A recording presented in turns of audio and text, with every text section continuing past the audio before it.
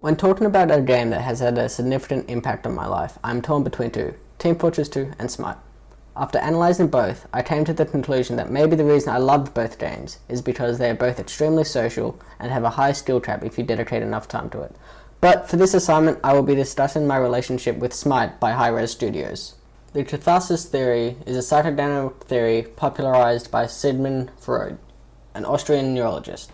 There is something very cathartic when I have a bad day and I can get into a game of Smite and take someone's health down from 100 to 0 in a matter of moments.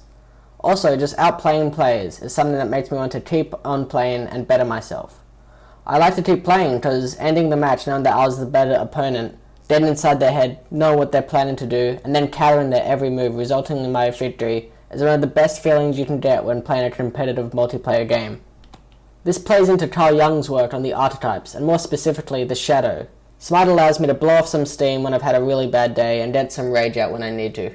An additional part of the catharsis theory is Freud talking about how everyone is responsible for their own actions, which is similar in Smite. They can choose what they want to do and when they want to do it. Each choice they make will affect how the game continues. If they make a strategic choice and decide to gank a lone enemy that is pushing on their own, that means until they respawn, it is going to be a 4v5, giving their team an advantage in any future team fights. As the most experienced player in my group, I would often be the shot caller, which gave me the responsibility to decide what to do in the games. As someone who doesn't usually like holding responsibility, this was a different feeling. This is something that I had invested hundreds and hundreds of hours in. Continuing on with the point I was talking about earlier, there is no better feeling as being the leader responsible for seeing your friends defeat another group of players. Not only did it strengthen our bond as Smite players and friends, it was something we all enjoyed to do after school, and something that we united in and individually invested time in. It meant that I did my job as the leader, and they all did their jobs in their roles as well. This plays into Jung's work on the collective unconscious as well. Those friends who I play with, I've been friends with for at least 8 years, so it's safe to say that we know each other quite well and have similar experiences with games and school life, which may be the reason we all enjoy similar games. We all think on a very similar level, allowing us to play strategically very easily, as we all tend to have similar thoughts and reactions. Additionally, each player is influenced by their opponents. What separates good and great players in Smite are a few things, but one of them is the ability to adapt to the enemy team and roster.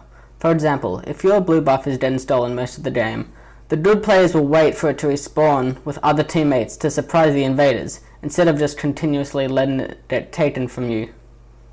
This means the more game knowledge I have, then the better player I will be, which in turn gives me a better chance at beating the opponent. It gives me the reason to be invested in the game, knowing that the more time I spend learning about items, builds and mechanics, the better I will be. Finally, Carl Jung's work on the introversion and extroversion also play a part in Smite. As an individual, I consider myself quite the introvert, but Smite allows me to play both parts. As a social gamer, I enjoy playing games with my mates rather than on my own when given the chance. I feel this is the only time I can satisfy the slight bit of an extrovert in me. Smite is a game that gives players an advantage when they team up with others, as when it comes down to it, communication is the most important thing in the game. I also introduced my uni friends to this game as well, as it is something I enjoy teaching others as well as playing. Within the game, there is also a 1v1 mode, which allows me to play by myself against one other opponent. Sometimes I just need some time on my own where I can just play by myself and just be alone with my own thoughts. Furthermore, if I'm dead annoyed or feel like I'm underperforming, this mode allows me to really hone in my playstyle with little to no distractions. The good and bad thing about playing on your own is there is literally no one else to blame except for yourself, which means it easily lets me spot times where I've misplayed, which I wouldn't have noticed when playing with 4 other people, and sort of works as constructive criticism on my behalf. As Jacques Lacan said, the question becomes more difficult when the idea of unity is applied to the function of the mind, and in reference to myself and Smite, I believe this means I have more time to focus on what I'm doing wrong than worrying about what others may be doing wrong. It is simpler to narrow down a singular problem than 4 problems all at once, and to me, improving that singular problem is what games are all about.